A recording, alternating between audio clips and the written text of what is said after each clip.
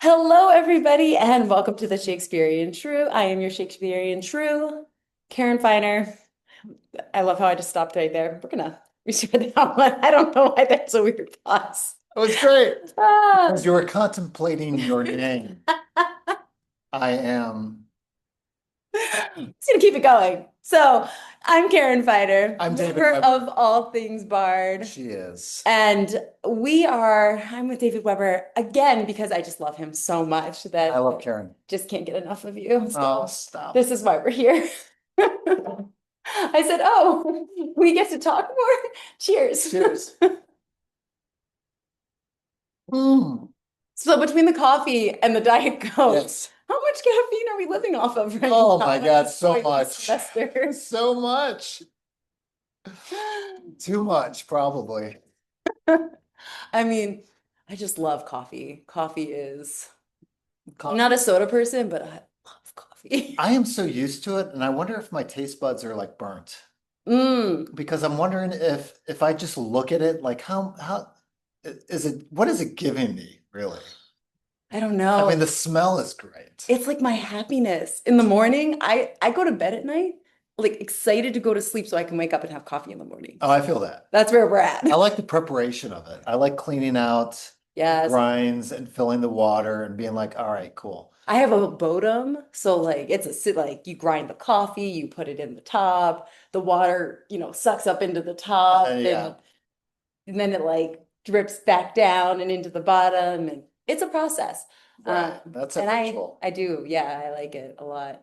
Now I've got Michelle's instant coffee maker, and that is dangerous because I'm like, push the buttons, give me coffee. I'm wondering if it's the flavor. Like, I wonder if it's just I'm burnt out on Starbucks. Like, I'm Oh, wondering if maybe I don't like Starbucks coffee.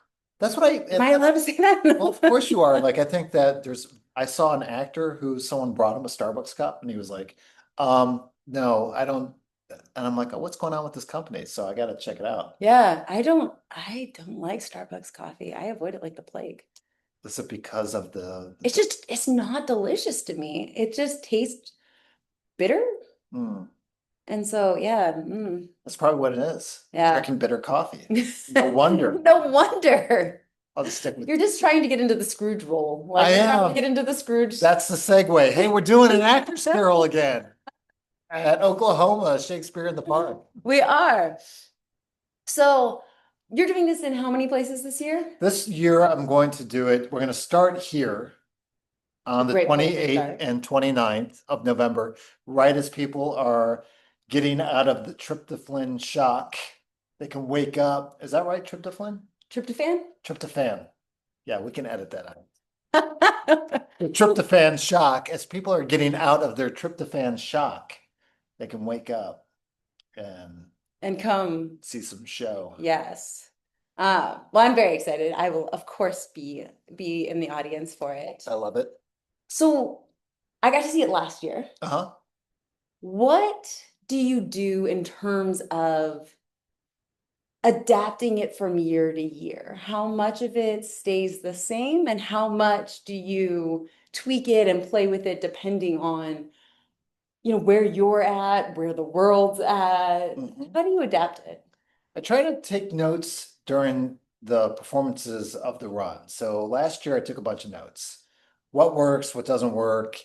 And I find now putting my attention back into the script, as now I have one, I think to myself, okay, the things that work are always in the moment, the surprises of audience interaction that are magical, not mistakes so much, is just moments. More like improvisational moments between you and the audience. Exactly. And the moments of character too, where sometimes characters come alive and I could hear that impacts an audience member in a way that's meaningful. And so I wonder, what is it that created that or crafted that over the course of the 4 years that I've done the show? So that's where I'm at now. I'm trying to figure out how to maintain that Right. or to build the structure so that's maintained. And then what do I do to make it add or uh to beef out or to make new, like people go, what's going to be new this year? Right. I don't, this year is probably the first time where I feel like the show is It's more set. it's more set. Whereas last year I was still trying to figure out what worked the year before, which would have been year three, which was still just building the essence of the script. And so Mhm. now I feel like, okay, last year I wanted to have an element of point of entry into the show. Um, and I wanted to maintain my sobriety story in the show and in a way that was simple. And so now that I have the composition of the show, Mhm. now I'm at the process of going, I just want to maintain that. I want to play within those boundaries without feeling like I need to add a new game or I Right. don't feel like, and that like in Fred's party, like added some new games that I thought were working. Right. And so it's like now I'm like, okay, I think that this is the show. Let's see how it bounces off the audience. So out of curiosity, do you think that there is almost more flexibility once the show is set and you get to play around within the content that already exists, right? There's already the boundaries of dialogue, the boundaries of scenes, Mhm. and you're not playing with those so much, but does it allow you more play within those moments of improv, those moments of interaction with the audience? I think so. And I think also maintaining maybe what really was effective the first time that I did it, which was this, it's a marathon of a really kind of a, a fast-paced kinetic exploration of the show. Hmm. Then I have shows where I'm still kind of discovering the moment to moment and what does that pacing look like and what is the sweet spot of that. So I think now I have at least enough material and information that I can play with both. I could be like, I'm gonna sing this song and carol in a way that's a different pace. I'm gonna Sinatra it up a little bit, or I'm going to deliver the show. Yeah. And I really don't have a real sense of the difference between the two yet. Maybe more so now than ever. Hmm. I feel like now I could go, okay, people who have seen it in years past can comment on what they liked in this version and what they appreciate in this version. Right. But it's still me with my, it's my Christmas Carol. It's Dickens' Christmas Carol through me. Yes. It's, we talked about this last year, but it is always such an interesting point because, like the Jane Austen Christmas Cracker, which comes after your production, Hmm. or they're doing, a Christmas Carol at OU this semester. Hmm. These are shows that have been done so many times, Hmm. and they're so familiar. What is important about taking something that is so familiar and playing with it, breaking down some of the expectations or adhering to certain expectations? How do you decide which expectations to keep to or which traditions to keep to and which ones to break? Great question. I think that like something that is so archetypal and so produced as this and popular as this story is, what do people find that's popular of this show? To me, is the redemption of Scrooge. So what's popular is the fact that he started one way and by the grace of God goes who is redeemed. And that the magic of that and the hope that is that for all of us is still very, very important to me.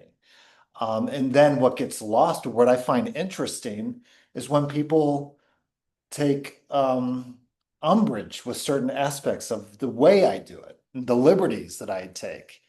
Just as many people who love the show love that aspect, there's always going to be people that find Right. It's uncomfortable. it's uncomfortable. And I always go, well, isn't the story uncomfortable?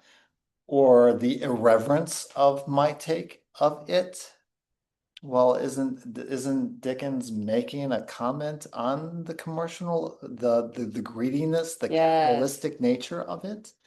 And so is it me, David Weber, commenting on that, or is that the nature of the story? And I think it's the nature of the story Yeah. that I get to take me as my clown gets to point that out. Right. And I mean, I think that's your job And that's my job. as a clown, I think right? so. Is to create a little discomfort, which is what makes something funny or makes something, you know, important or poignant is taking it away from what we know and forcing us to go just a little bit further than what we know or the expectations that we have. Right.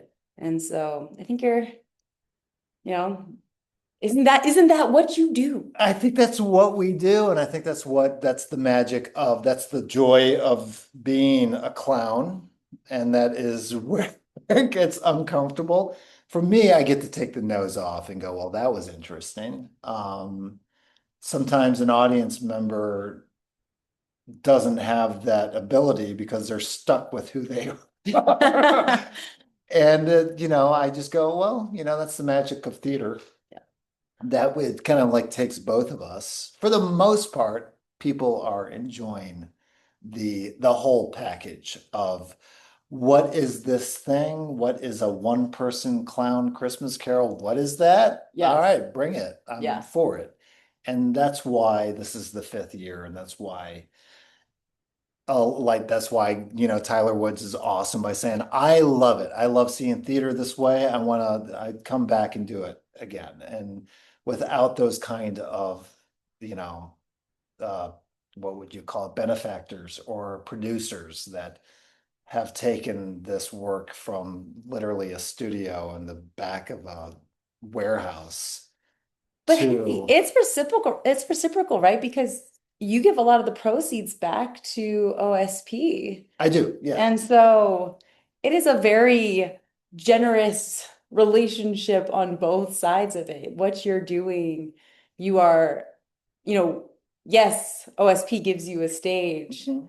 but you help them survive another day. I So, hope so. And I mean, but the idea of the show is built on, I'm not making money from the show. Most of the show is when it's not at OSP, it is pay what you can. right, So when I do it at University of Illinois at Chicago, on December 5th, it will be for the idea is as many people who can see the show come, pay what you right, can. And when I do it in Los Angeles, this is where the question of do I keep doing the show without it being produced from my research funds at Oklahoma State University, which hmm is going to use my research funds to pay for that venue right.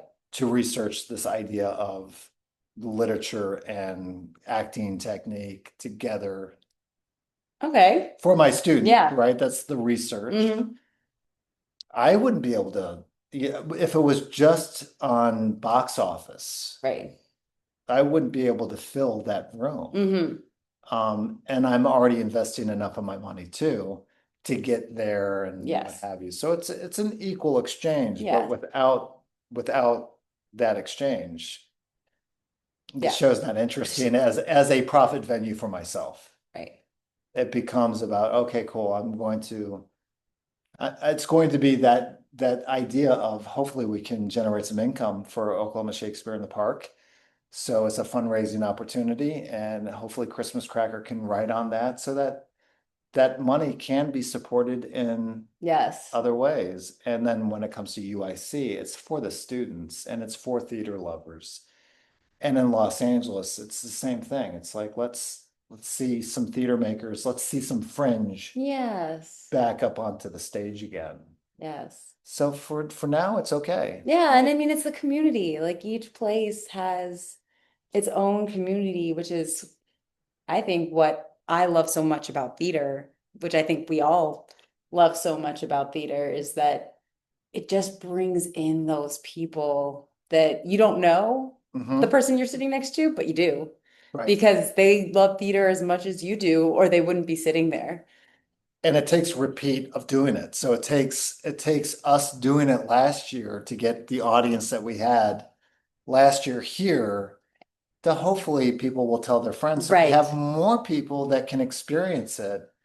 And in Los Angeles, it was the same thing where I had enough awareness that people were finally able to come and see it and then be inspired to want to tell stories again. And that was beautiful. That was great to be able to have that relationship again with theater goers to go, this reminded me of back in the days at the Atlanta Shakespeare Tavern when it was just the four-person Dick Ron Tulane Christmas Carol. And I'm like, yes, because I was a young actor who watched that and thought that Mhm. that's amazing. I don't know if I could do that. And to be able to have another actor in Los Angeles to go, well, that's what it was. And it was great. And we talked about it. And then Justin Wellborn, who was that actor, came back again and saw it the next night. That's awesome. Yeah. And I was like, I wasn't expecting that, but he was like, it inspired him. And then that re-inspired me. Well, and so you tell within the story, Mhm, there's always the traditional story. And then, like you said, there's the story of your sobriety. mhm. What is it like playing a role, but also playing yourself and exposing yourself in such a vulnerable way? Because, it's never a happy story to kind of relive, you know, traumas of time past or such things. So, how do you put that up on stage? And what is that experience like for you? It's embarrassing every single time. It's embarrassing. Yeah, no, it is. It's never like, hey, look at me. I'm 16 years sober and yay. It's embarrassing to be uh overtly vulnerable to a group of people in this context. But I think it works in this It context. absolutely Yeah, does. it works in the context of Scrooge and his redemption. Yes. In a way that when I think I shared this on our last podcast, or maybe not, but for different audiences, I've had some people say, maybe don't include that. And then when I did it in Rockford, Illinois, a couple years ago, my friend Nick Borelli was like, I missed your sobriety story. And I was like, yeah, well, I was, kind of advised not to bring that because it Yeah, makes the audience uncomfortable and just kind of lead with and he was like, no, that's what makes your show your show. right. Or we could just go see it at, the Good Net and see that spectacle, but that's, It's not, yeah. it's not the same. And so then I put it back in. And because of that, now I'm pretty much, it's tied to the show. Yes. Whereas if I don't do the show anymore, maybe you can wonder what's going on with my sobriety because they are back to back. Yeah.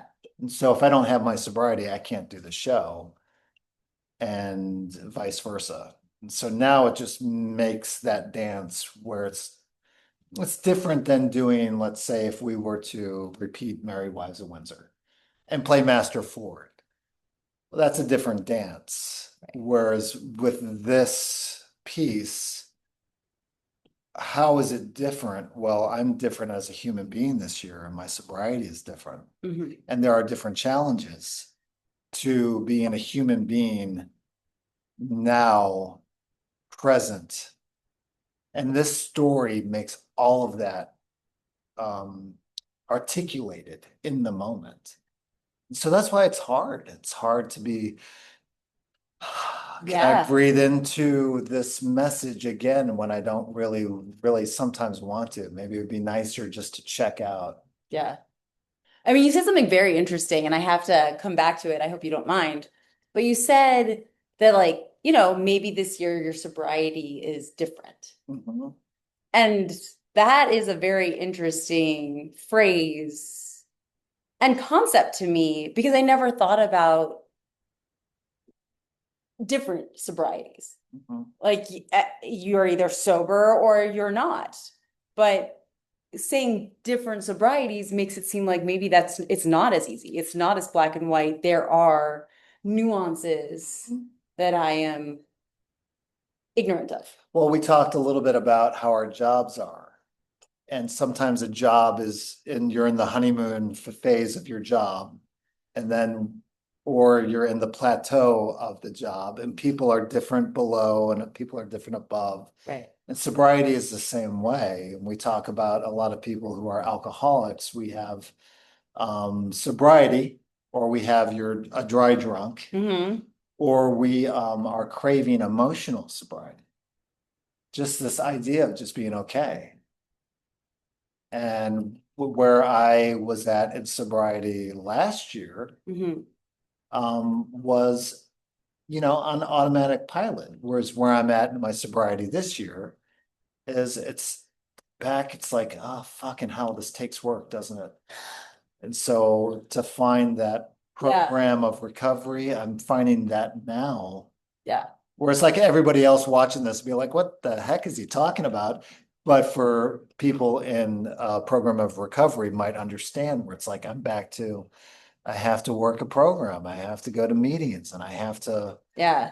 I'm not okay. I'm not cured. But I almost feel like that's more real than the autopilot version. It is, I think. It's harder, but more, it almost feels like to me, I've had multiple surgeries, and the recovery process kind of sounds very similar in the sense of like you think you've got it, you think like everything's under control, and then all of a sudden something happens and you're like, son of a So that's exactly it with recovery yeah. of probably Anything, any yeah. 12 step of recovery. And that's exactly it. And I'm feeling the son of a bitch in my recovery Recovery, yeah. because I get distracted by, one could say, let's say like social media, Those, like Instagram or something that yes. whatever distracts a person from being present. And then life somehow, luckily, will go, wake up. And I'm feeling that a little bit in my recovery in a way that feels good. Like Yeah. I feel healthier now in retrospect than I It, did at this time last year. it's like being really sore where you're like, okay, but things are moving, things are working. Right, I'm not numb.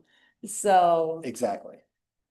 And I'm back in that phase. And yeah. so I am looking forward to the show. Yeah. Whereas when we did this last year, I didn't know if the show had any meaning to me. hmm I remember I remember we talked about that. yeah, and you asked a question, I kind of like teared up a little bit, hmm where I was like, okay, well, at least the show means something to me. And now my recovery means something to me. So it's, Yeah, all intertwined, all all intertwined, connected. all Yeah. connected. Yeah, I mean, we were talking earlier, like you said, about our jobs, academia. Mhm. Um, but we were talking about, we've been discussing discomfort a lot. And I think that's one of the big problems that I'm facing right now is that my students do not want to be uncomfortable. The idea of being uncomfortable, they find offensive. Yeah. Like I'm somehow attacking them by asking them to think. And I think that is the case for I I hope not many people in an audience because again, most people coming into a show, I feel like are coming into the show because they want that disruption from the mundane, the everyday that they've been stuck in. Yeah. But And I've spent 3 years building a show where if someone were to go, oh my gosh, I'm not really good with audience participation. Well, I've spent 3 years of getting that equation right. caked into the show. How do you kind of tell? I can tell from trial and error if someone's going to receive what I'm doing and want to play back and forth, or if it's just, Flat. yeah, why am I'm here because my boyfriend or girlfriend dragged me here, and what is this? When the show works, it's when everybody's part of the party. Yes. And the show can be magical when it's that way. It just it's off the chain. It's a wonderful experience. And I've had those shows where it's like reading, how am I, what is this one man carol? Let's try it in Los Angeles. And it's because of those shows that have made other shows really pop. Mhm. And so trying to build this show Right. so that it becomes that event is worth it to me. But now I think it's because I've gotten so aware of how to get people engaged in a way. It's nice so people can feel comfortable in, okay, I'm not gonna have to, he's not going to embarrass me. Right. He's going to maybe play with the person next to me. Okay. Well, and I always like the facial expressions of people. You could always like, Yes, you there's can some tell, people who are like, pick me. And then there's the people where they're just like, oh, looking away and oh my God, yeah. and you're just breathe, it'll be fine. It's gonna be fine. I brought my students one year and they were sitting in the row and in the show, we were singing 12th Night. Mhm. And they came out into the audience and one of them like sat on one of my students, kind of like off on the side. But they were like, afterwards, they're like, Dr. Feiner, she like sat in my chair. And I was like, yep. He was like, didn't I see that coming? I was like, welcome to Shakespeare. Welcome to Shakespeare. And I think that's the other part, being at Shakespeare in the Park, there's an expectation of interaction in Shakespeare Mhm. that isn't necessarily expected in Broadway shows, etc. Right. Where it's like you very well might become part of this production. Just, be aware. Just be aware. And when it's magical, it's like Complete Works where Roberta, maybe not, give us a standing ovation and, an audience member has the greatest line of the show of the night. And that's fine because the show kind of invites that. It invites that magic. And this show does the same thing in terms of asking questions that I know if you have the answer, great, but if you don't, you're in good hands because the show, it's not going to fail based on what you say or don't say. Right. It's been tested before. So I know that your answer is going to be either it's going to be a witty response or it's going to be air that I turn into something fun. Yes. Yes. You're in good hands if you You, yes. You can play off of pretty much anything at this point. You've seen most of it. At this point, yes. And it's through trial and error. It's like, I'm not inherently, the greatest comeback person in the world, but because it's crafted, most of the things are not, it's not the first time. That's the illusion. Has there ever been theater. like a really great surprise where somebody has responded in a certain way that you were like, cool? Yes, I mean it was when I said, "What's your favorite Christmas carol?" and my buddy in the audience said, "Your mom." And everybody started laughing just because it was a your mom Yeah. joke, but my mom's name is Carol. So that's where I stole the what's your favorite Christmas carol? Is there anybody here named Carol? It's That's like, so that's how that funny. kind of like Oh man, all kinds of fun things that's happen good. in the moment. How about any ones that have been like kind of off?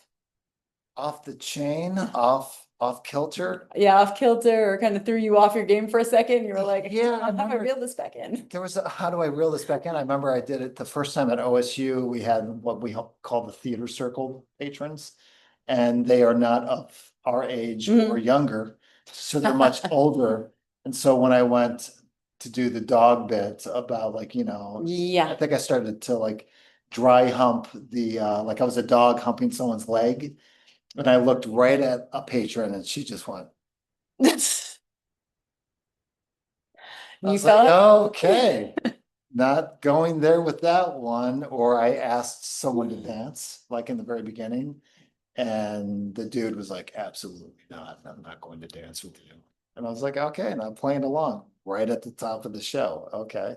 Oh man. Oh Hip man, surgery, man. exactly. So there was a couple like, I'm not playing, there's nothing. I'm like, okay, why did I fall? Why did I the universe has put me in this dynamic where I got to figure this out. I'm playing Right. along. Yes. Where you had Who to, wants to yes. dance? Can I have this dance? Anybody? I think a student saved me and just got up and started dancing with me. And I was like, yay.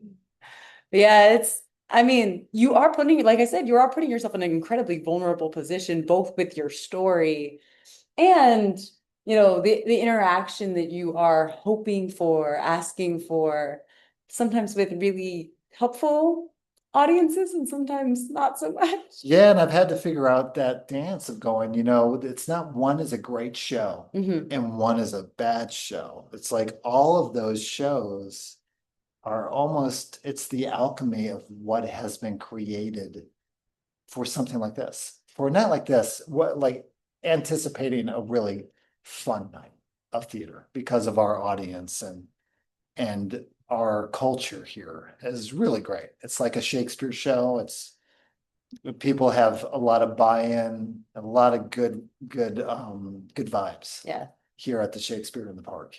agreed. And I just think some communities, and once you're getting into the older generations, I feel like sometimes, unfortunately, you run more into those where people get stuck in their ways. Mhm. And I think that's what's so important about clowns is they get you unstuck. They Mhm. help they help get a community moving, right? You hope. Yeah. You hope. Well, that's what's great It's about like that. a It's like social enema. it is a social enema because that moment is just like, oh, this is uncomfortable for us both now. And sometimes we need that to Yes. move forward, and it produces something that's rewarding at the end of the day. And I think we Because I forget get to that. take the clown nose off. Yeah. So that obstacle for me is sometimes for me in character of the show is not like, oh, it's gonna kill my. I think that I'm aware of that dynamic as part of the dance. Hmm. Um, it's it's never easy, but it's not indicative of a bad show for me. That's good. Yeah. Because I was gonna ask, like, with it being so vulnerable, if the feedback tends to hurt more Mhm. than it would for another show, like Merry Wives. Yeah, it does. Like, just even talking about feedback of, starting with, hey, when I Mm. saw the show last year, it seemed like it had a snappier pace, and seeing it this year was a little bit, slower. And it's like, man, What do you want from me this year? yeah, what do you want from me? I want to be entertained. I want to be dazzled. And it's like, I want that for you too. I want that for you too. I'm sorry that was not part of the contract. But it's interesting because you talked about your place in sobriety. And I think that, like you said last year, you know, I'm wondering if that came through Mhm. in terms of where you were. I think so. Well, I probably for where I was there was probably just like weariness, because I remember driving all the way back from Los Angeles here to Stillwater and dealing with, the powers that be, not so much in the Department of Theater, but just, the logistics of moving into the student union theater Yeah. and who can help with the show and why am I doing it in the first place? You know what I mean? It's like it all of that is real. It's like Yeah. when you drive for 15 hours and then you're going to do Yeah. a fast-paced show. You've got to have your why. Exactly. And students who saw it, for the most part, they're like, you know, we're very touched and moved by it. So it's just depending on, I think, where everybody is in the moment. And so one person on the outside could be like, yeah, last year was a little bit more fun. And then this year was like, yeah, it felt like it was a little slow. It's like, oh, well, maybe I was a little slow. So, Maybe that's where it was. yeah, I mean, I think that's, And when I did it in Chicago, it's interesting because I remember doing it in Chicago and you know, one of the actors that I respect was like, gotta take your time with this, man. You gotta really, really enjoy the words of that and you feel it bouncing back. And I remember listening to him going, okay, yeah. yeah, I'm gonna take all this and stir it in the soup and see what we got at Hmm. the end of the night. Either way, the good news is it's gonna be done in 70 minutes. You'll be out the door. And, we all know how it ends. It's how we get there. Yes. What are we, It's the, what are we ready to receive? yeah. What am I giving and what are you receiving? Because that is, I really love the idea of like finding your why. Is your why, I mean, one, I'm assuming it changes. Mhm. The why of it, the why you do it, the why you put yourself out there. Mhm. Especially if it's embarrassing every time you do it. Mhm. Is it more for you?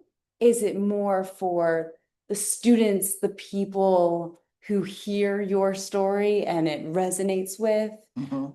Is it an amalgamation of both? How do you find your why every year? The why usually is for the young actor student. Like I feel like that's who the show is for. It's for the young actor who might have, like I did, just a hyper awareness of being over the top or not being able to go deep or all those things that me as my clown is able to bring to the table now because um, have struggled with that as a young actor. I've struggled with, what is too much and what is not enough and what is good acting and what is bad acting.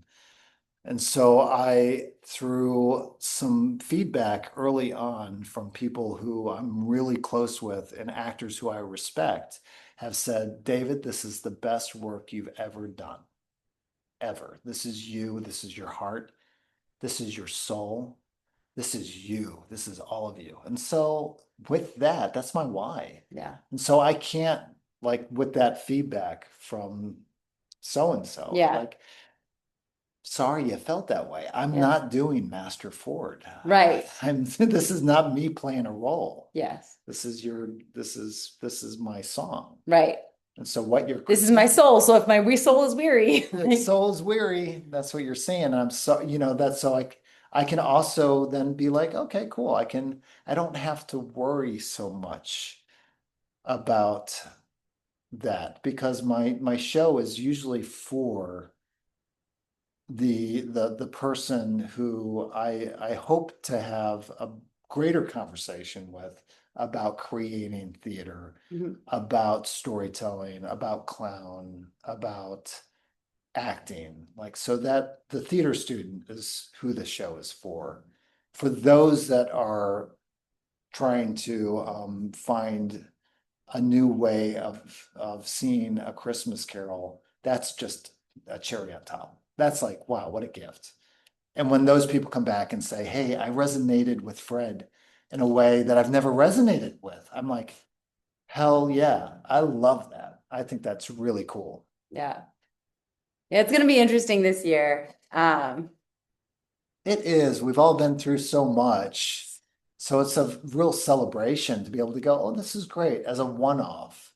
To have Tyler in the audience and him go, really love that. And I love that you are doing this and I want to see you do it more. Yeah. Is great. It's just, yeah, it's a celebration of, I don't know, I think of who you are and what you bring to the world? Because I've been doing a lot of reading about clowns from some of your books. That it was not doing great things for men. And I felt like this was making my face look fat from just being in this thing. So I'm gonna try to angle out. So we were talking about the fool, the clown, and the books that I borrowed from you about the clown and the fool. And the ideas, I've been looking at David Bradell's, am I saying his last name Yeah, correctly? Brydell. Okay. Uh, book, and he's got a co-author, and I'm so sorry, I'm forgetting. Ezra LeBanc. Thank you. Um, but that's the idea of pushing back against society's rules and the social structures that exist within a society. Mhm. I think that's at one point what makes this year so particularly difficult because the rules seem particularly absurd and in some cases obscene Mhm. to a lot of us. And I think the other part of this is that again, I wonder if people are as willing to push up back against the boundaries, push back against the rules as they used to be. What do you think? Do you think that as a society, it's so strange because in some senses, you're thinking about, okay, women can now hold high position jobs. There's no longer the expectations of familial positions as they were demarcated as precisely before. Mhm. A lot of cultures have become more lenient about certain things like, race, homosexuality. Wow, words are hard. Okay. But like there's a lot of blending that has been happening. And then almost in response to that, it feels like people are trying to put down solid iron walls. Like, sorry, they want to reestablish these borders and these boundaries that we have been kind of pushing at as humans. Mhm. And how, as a clown, as a fool, as somebody whose position is to not just push back on these boundaries, but you're kind of on the boundary. That's almost a place where you exist, more or less. Yeah, I think that one, it's dancing on a boat that's teeter-tottering a little bit. I am I feel very part of humanity. Like I feel like I am not part of the 1% by any means. I have no property. I don't own a great amount of wealth. Hmm. And so my focus really is on survival. I mean, that's pretty much that's where I live in terms of being able to afford um, the basic necessities Yeah. and taking care of a tremendous amount of debt, student loans and the SBA loan that came out when COVID hit, where we're all of this kind of debt. I'm very much in the mix of people and in solidarity with most of us going, wait a second, this is pushing back on my rights. Hmm. And how do we show that this is not cool? Yeah. I mean, it feels like there's not just the economic debt, which is hurting so many of us. I mean, 670,000 Oklahomans are on SNAP at this point, Mhm. which is an enormous amount of people. But I feel like we're in a social debt. I feel like we are socially having pieces taken from us and saying, nope, that's unacceptable. You can't do that anymore. Mhm. And so I don't know. Again, you said the boat rocking, and now I've got "Sit Down, You're Rocking the Boat" from Guys and Dolls stuck in my head. Yeah, I ever said to myself, sit down, you're rocking the boat. I don't, I feel that I'm not in a place where I can afford that kind of pushing back. You know Yeah. what I mean? I feel like in my job, it's not required of me. It's just required for me to teach technique-based acting classes. In my work, I get to play a little bit. Yeah. I get to push the boundaries with Charles Dickens' A Christmas Carol, which still seems pretty safe. Hmm. Whereas I on a global platform, I'm not really, I don't know of anybody of um that's ringing my bell now, like Bill Hicks or George Carlin did back in the day. I don't know, maybe it's just because I'm so busy. But Yeah. when I think about um being really brave as a comic, I think of George Carlin or Bill Hicks. And then there are funny people now. Well, and I think you made a great point though about like what you can afford to be, Mhm. because in the past there was a level of protection for our fools, for our clowns, whether it was the crown, Mhm. where yes, you were at their beck and call, but you also were the truth to power. Mhm. Or even, in Native American culture, where these individuals were revered as a sacred entity that was almost the opposite of the, you know, I don't even want to say the opposite, the mirror image, Mhm. right, of the other sacred elders, etc., the people who held power, So they also, yeah, the sacred and the profane. Yeah. yes, Yeah, well, and then having that place of this is our clown, right, and so we will protect that. right. Not anymore. You're right. And I think that is a problem. Mhm. I think that is what makes today a little scarier. Yes, it makes things complicated in a way that there's nothing that like my department would not go to bat for me had if I were to upset that apple cart and go, well, he's Right. in his clown research, you know, which I've never really been afforded that, or I don't think any of us have. Yeah. I mean, maybe in terms of research, in terms of properties, intellectual property, writing a book, or maybe doing something that's a film or a television show that might be controversial. Yeah. Maybe that just notoriety would affect the university in positive numbers where people would want to come. So it's not celebrated in a way of like free ideas, Right. It's more promote conversation. right. It's more Now it's like, cover your oh, ass, or now what's in it for me. it is totally that way. And I'm still very much a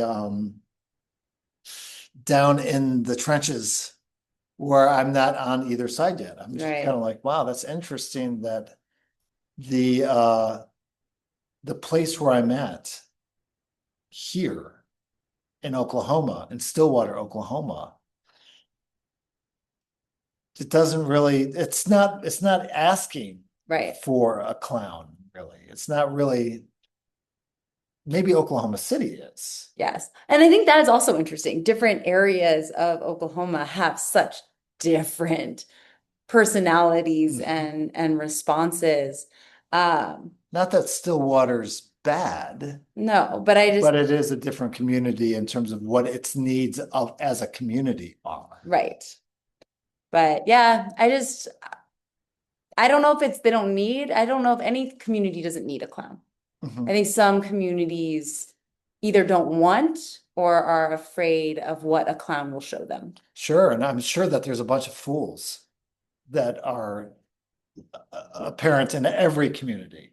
It's just not a professional Yeah.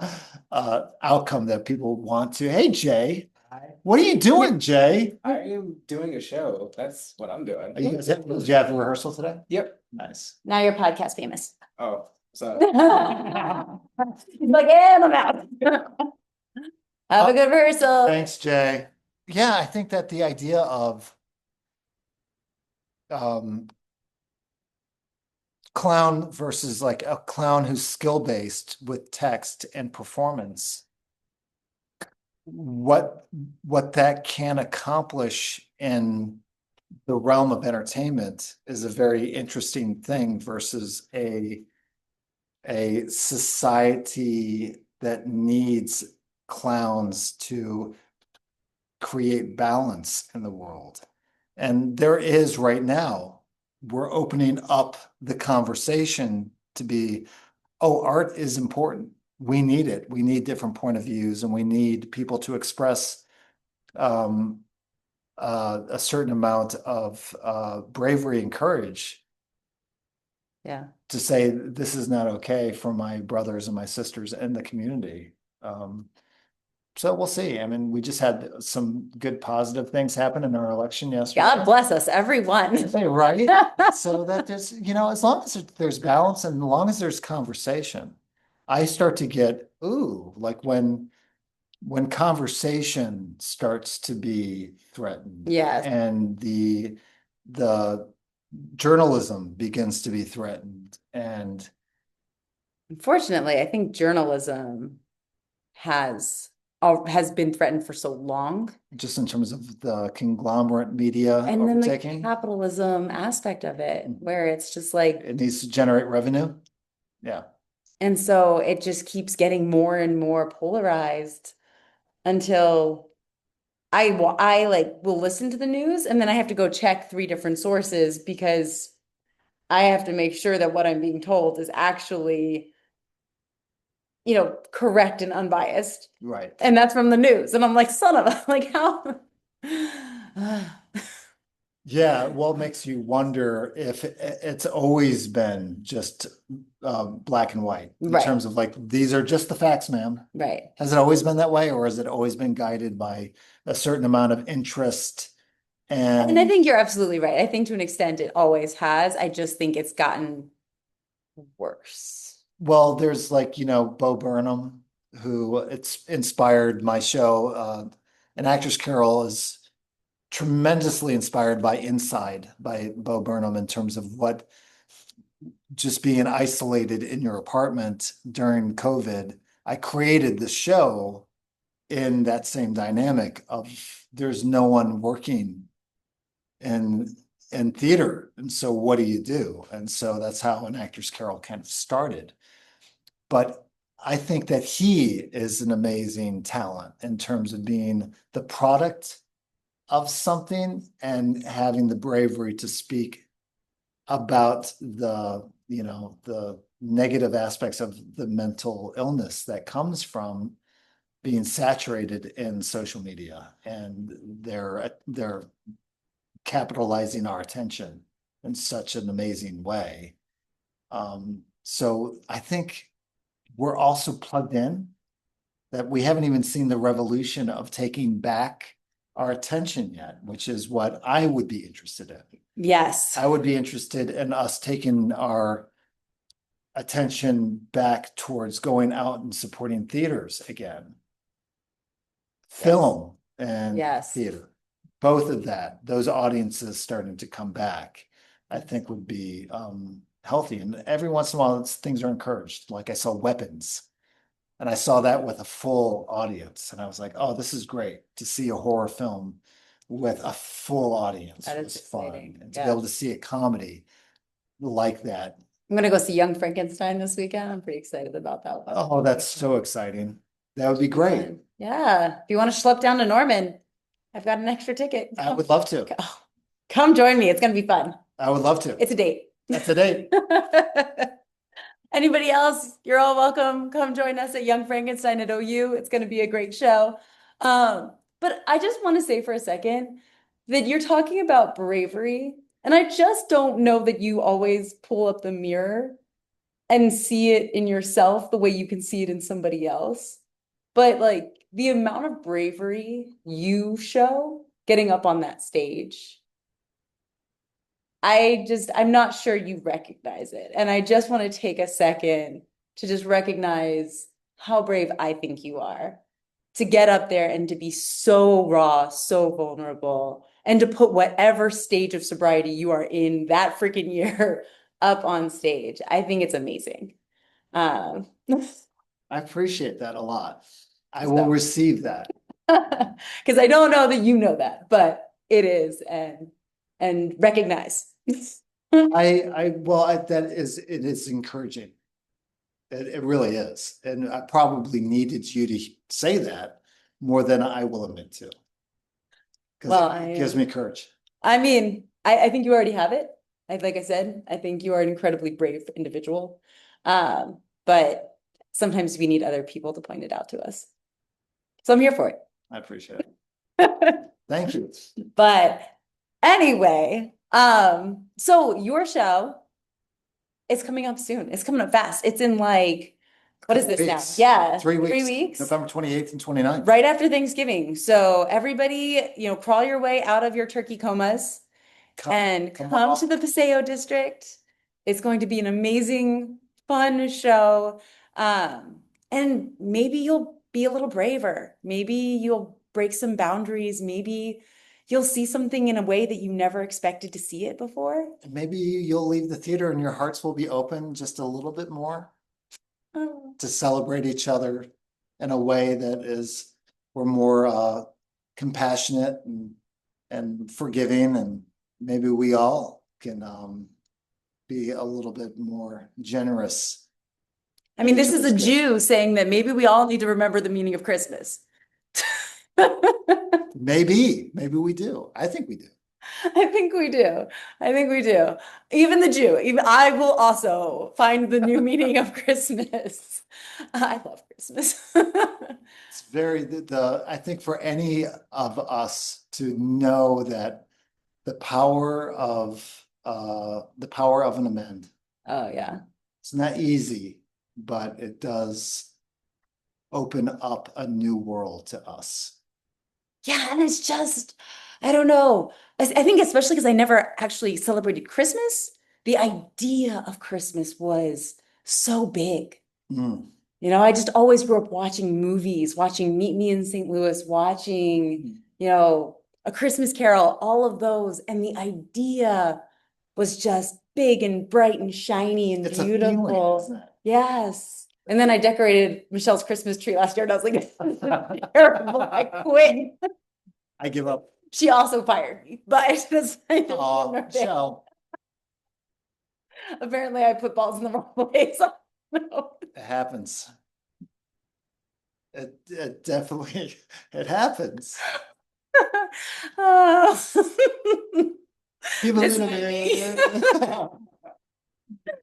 Oh my gosh. Okay, so anyway, so we hope you will all come see it. It means so much to this man over here, David Weber. It means so much to OSP. We need the help. We need your support. And again, it's going to be a beautiful and fun romp. It will be. Every ticket that you buy is helping to support all of us, all the performers, all the costs of producing a show. It gets us feeling good about next season in a way if we can fill the coffers before the end of the year. Yeah, and I'm super stoked for next season. I'm gonna have to figure that out because Pride I'm like Prejudice, Pride and Prejudice. Tempest. The importance of being earnest. Oh, that's right. The importance of I was gonna can you say- edit that out. Yes, I can edit And this what out. else The was importance it? of being The importance earnest. of being earnest. Tempest. What else do we have Julius next year? Caesar. Julius Caesar. Yeah, I was kind of bummed we weren't doing Reading. that. There's Yes, gonna be so many, readings. so many, including female playwrights who get ignored all too often, especially that are contemporaries of Shakespeare. So be there for that. This show again. Because And that once is Christmas- never enough. No, we're gonna do it twice this year and 3 times next year. Nice. Well, Maybe I'll grow the mustache for it this year. Maybe not. if that happens, I'll take a picture and post it. Don't worry. Yes. I got you. We can always Photoshop one in. That's true. Nothing's real anymore. Nothing is. All right, everybody. Thank you so much for watching, for listening. Mwah. We love you. Mwah. Just remember, all the world's a stage and you too can be a shrew.